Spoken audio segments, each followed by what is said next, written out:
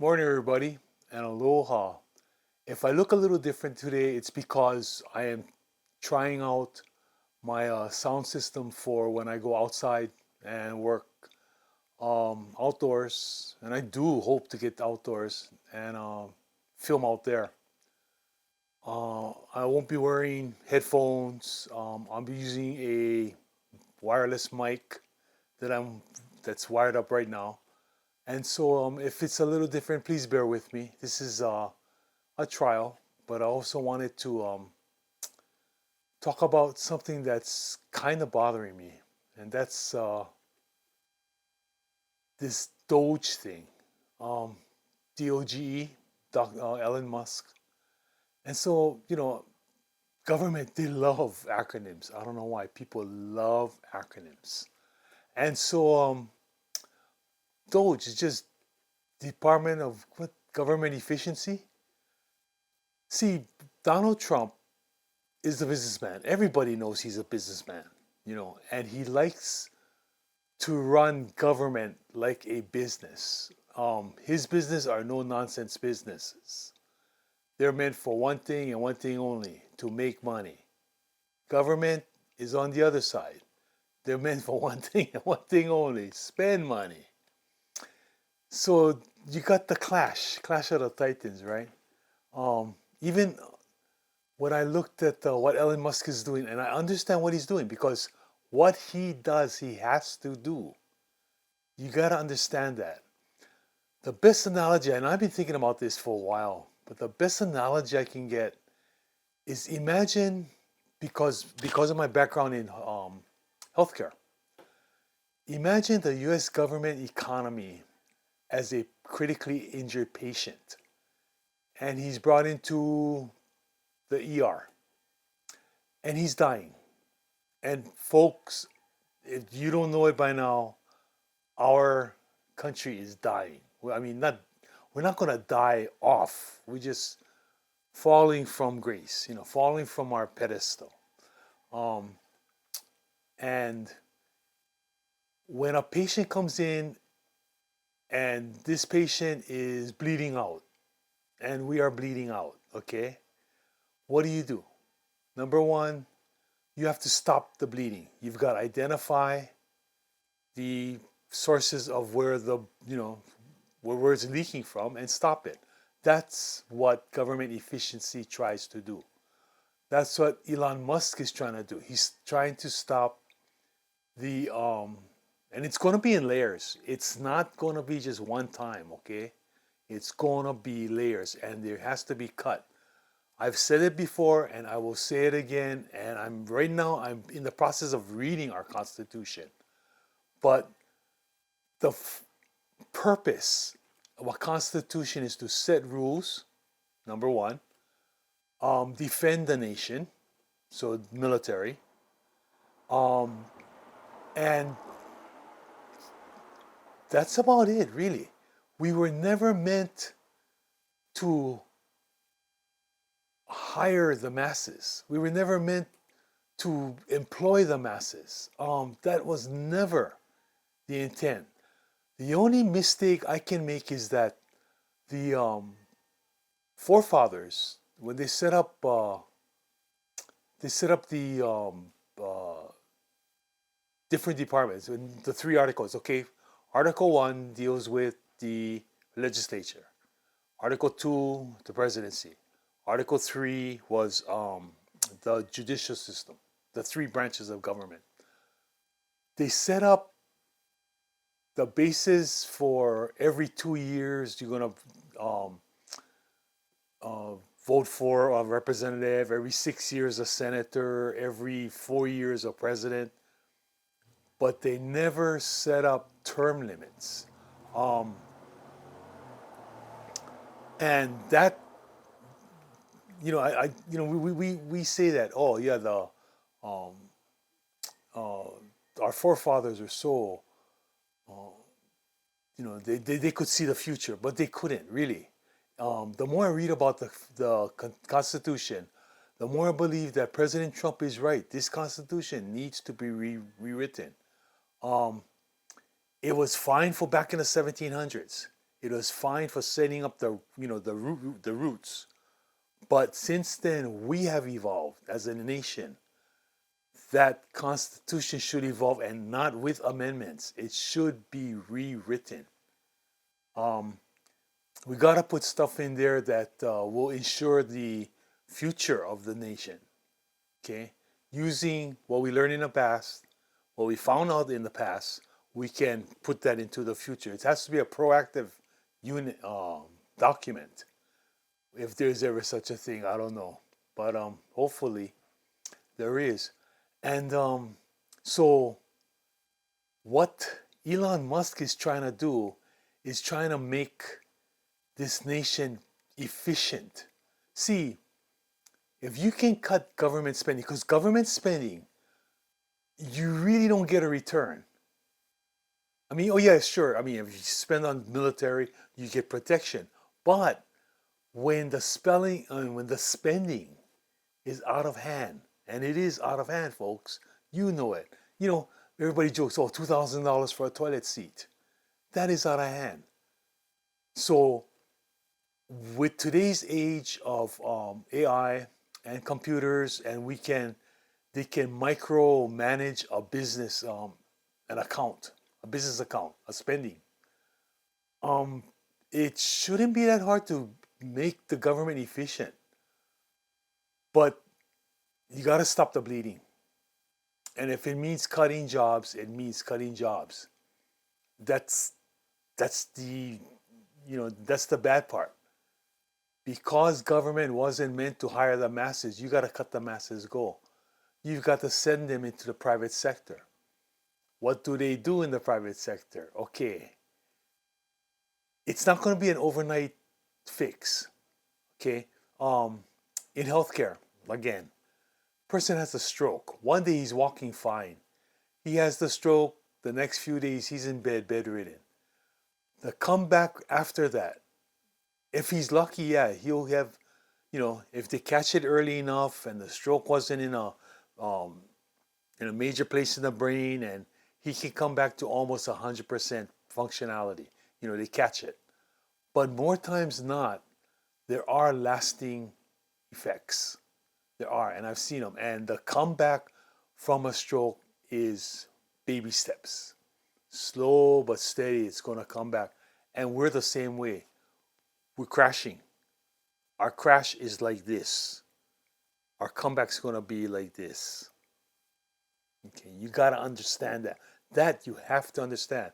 There is no way. We're talking maybe 100 years of crashing, and it'll take hundreds of years to recover from that. He has to stop the bleeding. Okay, stop the overspending, because we're spending money we don't have. The money we spend is not really there.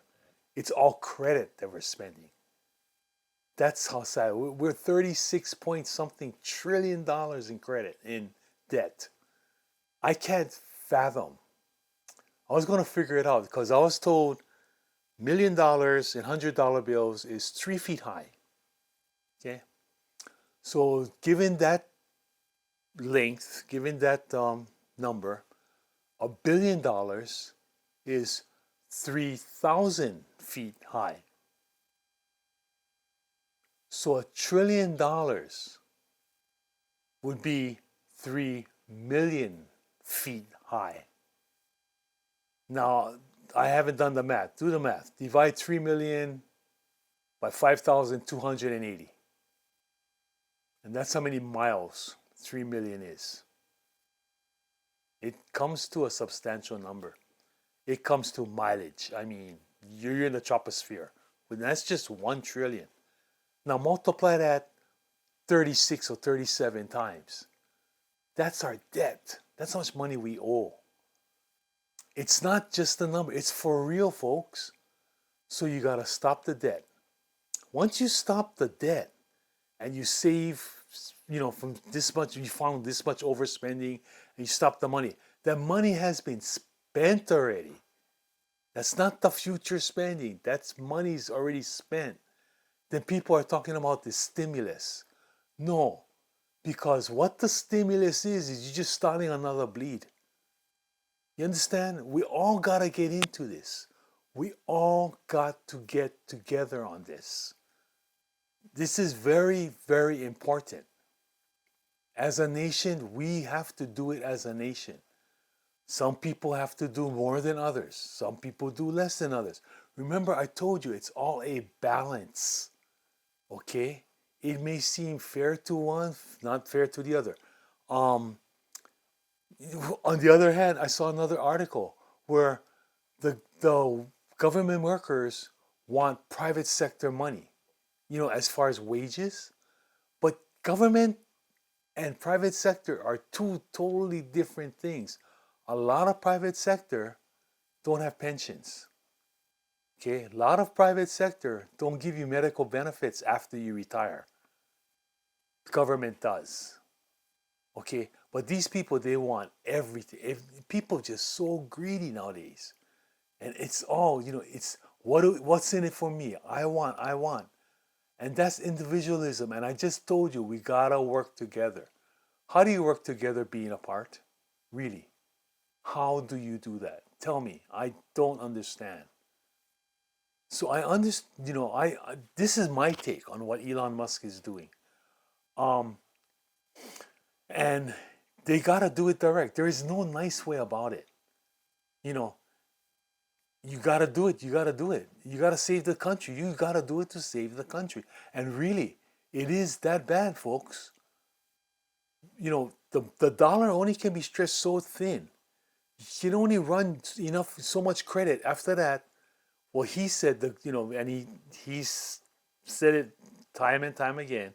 This country will go bankrupt. And actually, if it wasn't because for um, our credit line, I want to call it that, we would be bankrupt. If we ran a company like how the U.S. runs, this company would be insolvent, bankrupt, gone. The only thing that's holding it up, like I told you before, is the US dollar. And if they ever come up with another monetary system the rest of the world, and don't think they're not trying. Don't think they're not trying. They are. Because if the US goes down, like I said, the rest of the world's gonna keep functioning. You just won't have the ugly Americans. See, the US has a lot of things. It has natural resources. It has infrastructure, both transportation, it has manufacturing. It has agricultural lands. It has a lot of stuff that other countries want. It has ports on both coasts that can service the entire world. Atlantic Ocean, Pacific Ocean. Okay? So, I mean, the America, United States of America, is a very valuable commodity. It is. We are a valuable commodity. So other countries, they want America. They just don't want Americans. See, we're the thing that makes America black. We're the thing that is poisoning America. We make up America. We're making America poison. So if America goes under, the people gonna just be destroyed. Others move in. You think they're gonna give 2 cents if you're an American? No, you're part of the problem. You become a number. You become expendable. Folks, don't do that, please. Um, we're not at the critical point yet, but once we get to the critical point, there's no turning back. The end is there. So that's Elon Musk and Trump and I want to say some of his colleagues. They understand this. Even our own legislators, they don't. They're stupid.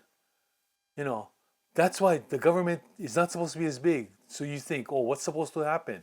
Read the Constitution. That's what the 10th Amendment's in there for. The 10th Amendment gives the responsibility to the individual states to govern themselves. Our forefathers knew they couldn't know everything. And who would know better of the individual state than individual states. That makes sense. Now it's up to us to put responsible people in here. Have we? No, we haven't. Except for maybe even Texas. Texas has their pockets. Everybody is everybody needs an overhaul. We have to overhaul. Um, I was talking to a friend of mine about the Gulf of America, and he was laughing. I said, "Why?" He goes, "Oh, the U.S. They're so they're so arrogant because they think the Gulf of Mexico should be changed to Gulf of America." I said, "And why not?" He goes, "Because that's not ours." I said, "Yes, it is." He goes, "What?" I said, "Brother, America is North, Central, and South. America is the continent from the tip of South America up to the North Pole. That's America. This is going to be the Gulf of America, not the Gulf of the United States of America. It's the Gulf of America, the entire continent." He looked at me, he goes, "Oh, yeah, no." I said, "See, that's the typical Americans. We think that everything is us. Everything, that's our arrogance. That's how we've become." I told him, "No, bro, you got to see the whole picture. You have to see that whole picture." And what Elon Musk is doing, I applaud. Tulsi Gabbard, um, we got some sex fiends in TSA. Oh, imagine that. But yeah, they're doing their jobs. They're going to cut Dondi at the Justice Department. I don't pity her job. Her job is headache. But I'm glad they hit the ground running. And wait until the legislature comes up to play and they try to pass a budget. And Doge takes care of the budget because, like I said, it's all computerized. The computer can look at your budget, analyze it in minutes, if not faster, and show you all the loopholes, show you all the fat. Our legislators, our Congress people, going to have to figure that out. They're going to cut a lot of fat. They're going to be cut. You're going to be. Hopefully, we're going to be all surprised at how little this country, once you streamline it, can run on. And my hearts do go out to the people that work for the government and don't think they're gonna. They're so used to being able to stand up to a government that's a bunch of kitties, if you know what I mean. The other word for kitty. But this is it. They got the dog now. They got the big dog, and the big dog is not gonna back down, and he will go to court, and he will fight it.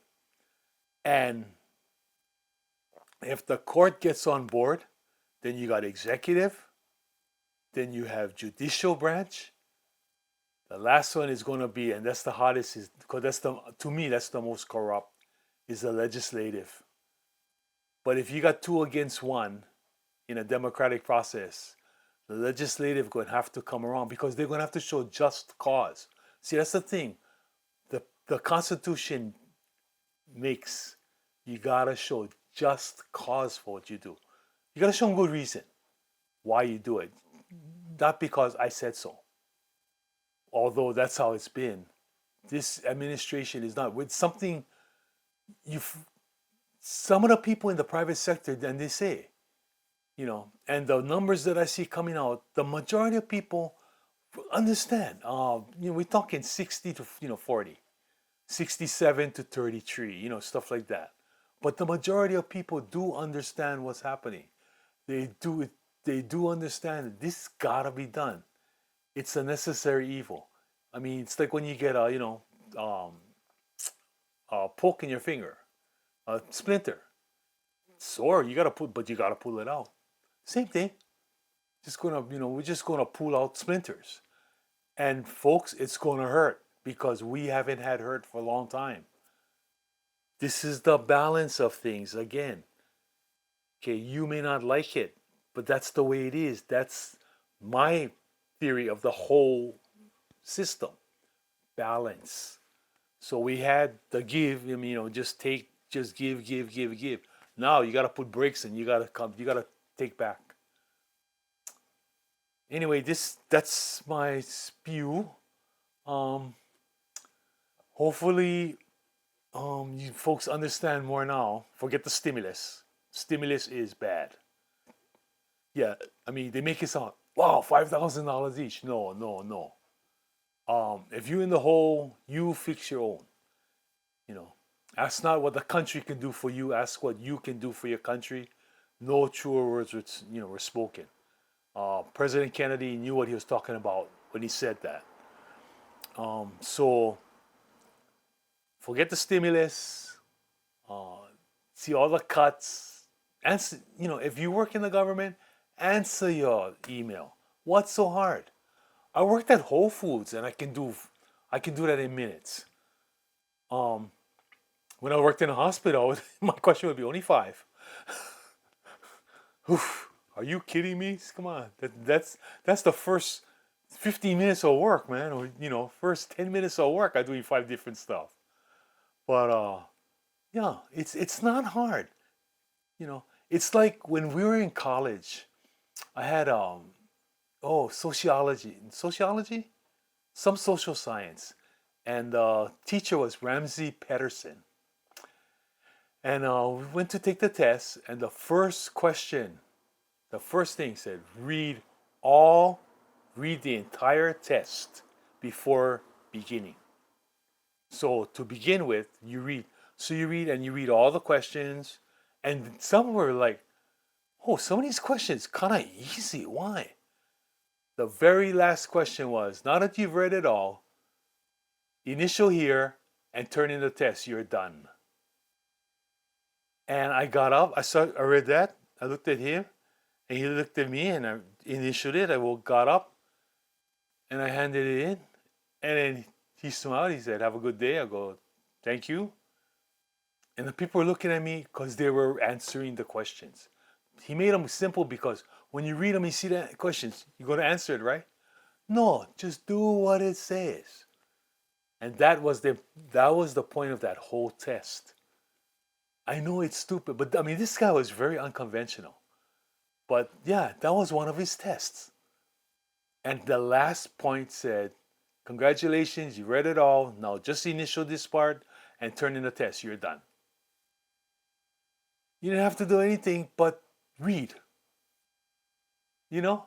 And I mean, it's either you know the subject or you don't know the subject, really. The English professors, unless you're in graduate course, and even graduate course, you've gotta be exceptionally persuasive or just do what they say, and then you get your toilet paper. That's why I call it toilet paper. But it's the innovative instructors that I had, and this was at a college, community college level. I had those types of instructors. They're they're they're they're not full tenured professors, but they got young ideas. They got progressive ideas. They taught us differently. Um, our speech class, instead of giving speeches, we had group sessions, and the group session was you raise a flag, you raise a flag, and then they, you can't keep talking. You can't monopolize the conversation. Yeah, for a guy like me, whoa, that was really hard. But a lot of people that didn't like it, they dropped out of the class. And the ones that stayed in the class, we had some really good discussions. And isn't that what speech is all about, the speech class? To speak publicly, and we're speaking all together.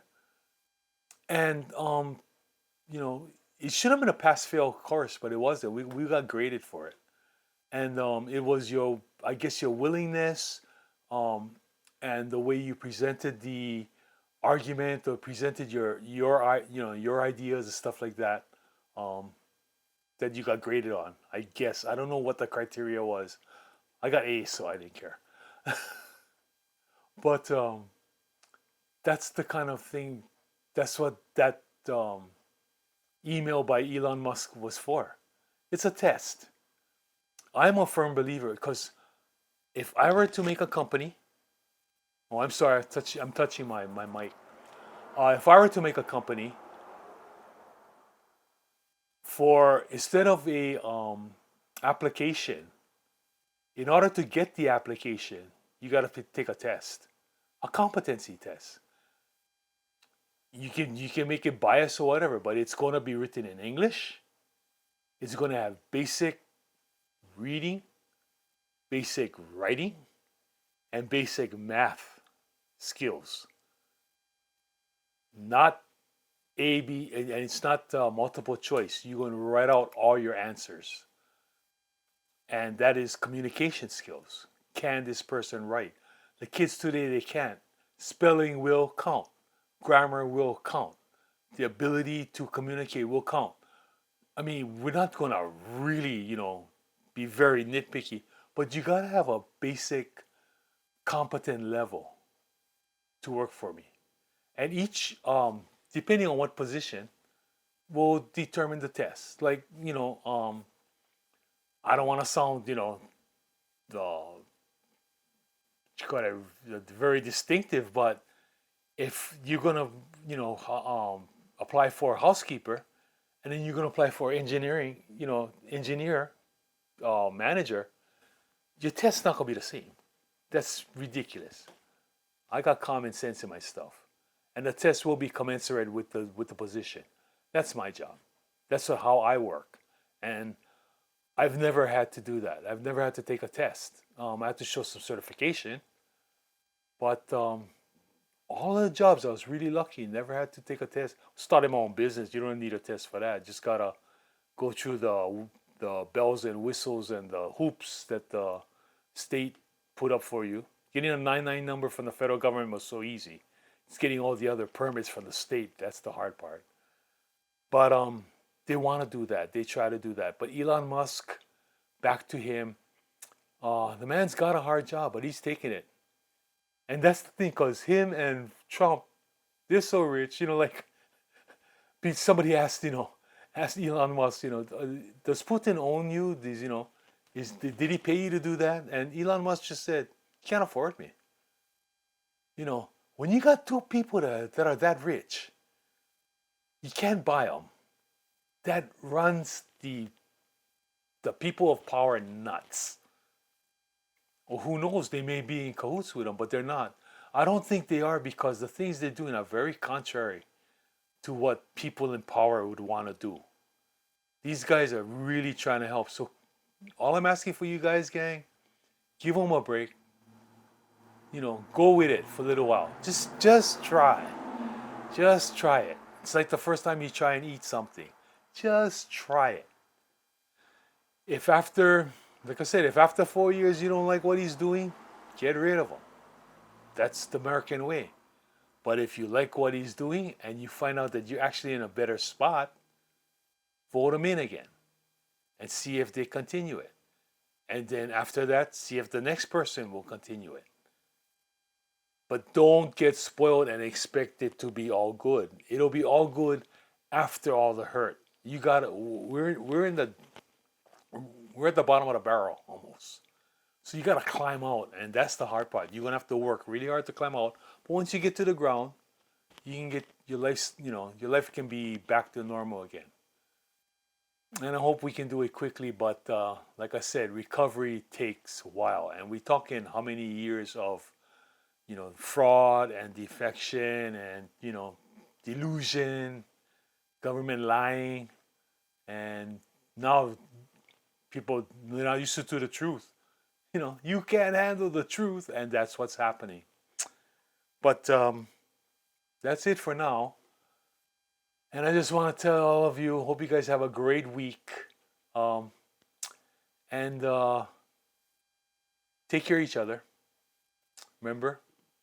And ahui ho, maalama pono, and especially aloha. Love you guys and have a good one. Bye-bye.